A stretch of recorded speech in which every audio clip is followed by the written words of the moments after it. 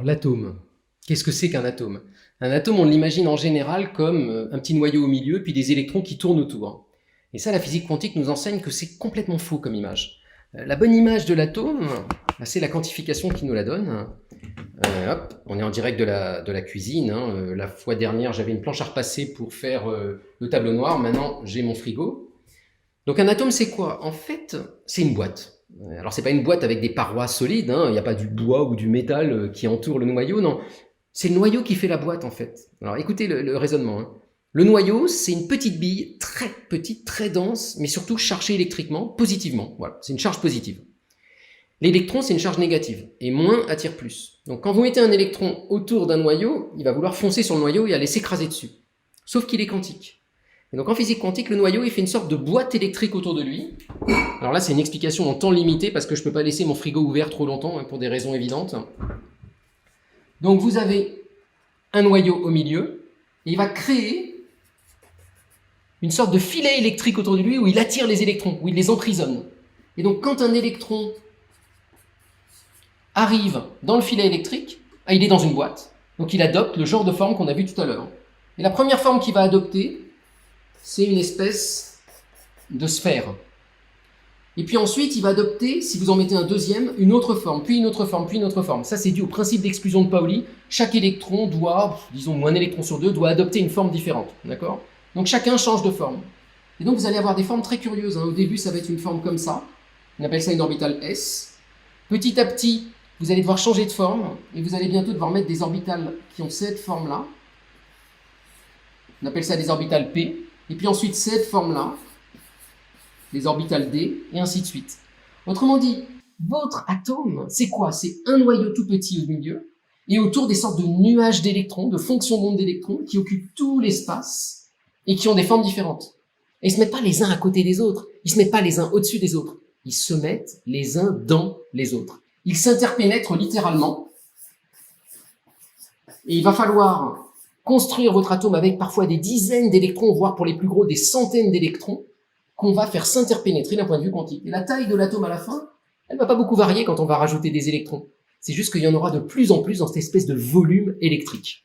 Donc ça, c'est l'image des électrons. C'est pas l'image dont on a l'habitude. C'est rarement celle qui est dessinée dans les manuels scolaires.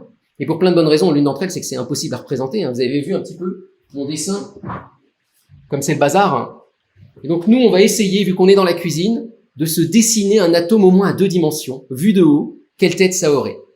Et pour ça, on va utiliser évidemment des épices. Donc, si vous voulez faire chez vous un atome, vous prenez plein d'épices de couleurs très différentes. J'ai aussi pris de la maïzena parce que c'est bien blanc la maïzena. Et puis, vous fabriquez des pochoirs. Vos pochoirs, c'est quoi? C'est les fonctions d'onde des atomes. Donc ça, c'est la première forme, les orbitales S. Ça, c'est les orbitales P. Puis j'ai aussi fait une deuxième orbitale S un peu plus grosse que la première. Hop, voilà. Et avec ça, déjà, on va pouvoir se faire un petit atome de carbone, par exemple. Là, je vous propose, ou d'oxygène. Alors, c'est parti, je me mets en place et on se retrouve dans 1 minute. Donc, on va commencer par prendre un pochoir qu'on place bien. Et puis, vous remplissez une passoire de votre plus belle poudre. Je vais commencer, moi, par la maïzena. Et c'est parti. Voilà pour l'orbitale S. Ça, c'est un atome d'hydrogène. Et maintenant, on va fabriquer une deuxième orbitale.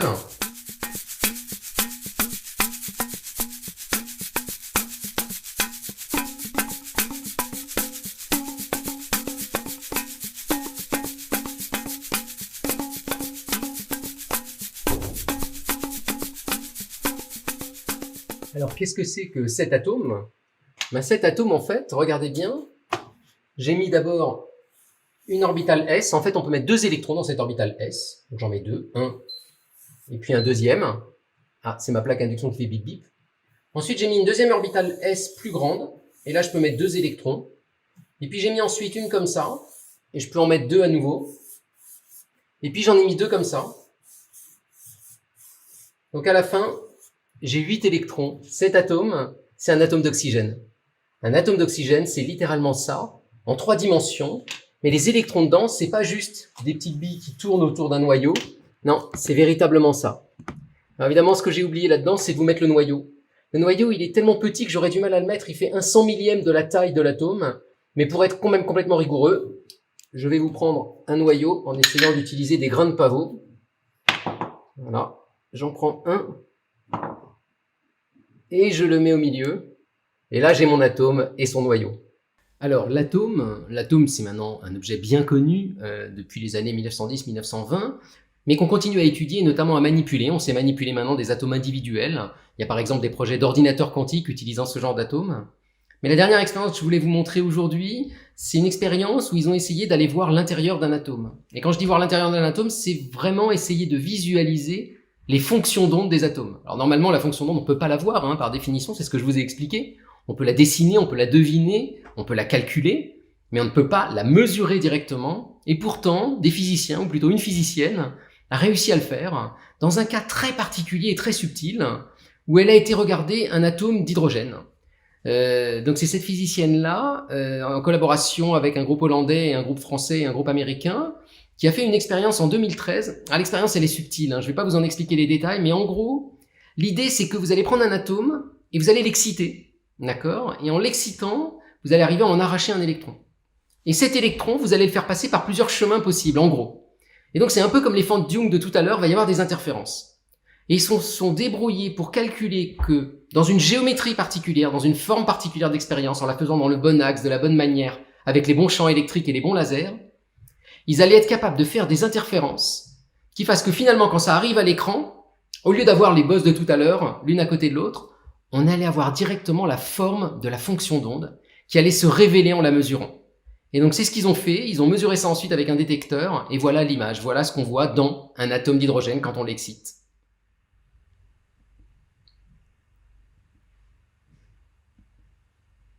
Alors moi ça me rend muet ces images-là, c'est absolument sublime, cette espèce de tache granuleuse, cette espèce de nuage, c'est l'électron dans un atome, une fois qu'on l'a excité, dans des états excités très élevés, et donc on est en train ici de voir l'intérieur d'un atome d'hydrogène. Et ce qui est très rassurant, c'est qu'on retrouve exactement la forme qu'on avait calculée avec les raisonnements de quantification que je vous ai fait jusque-là.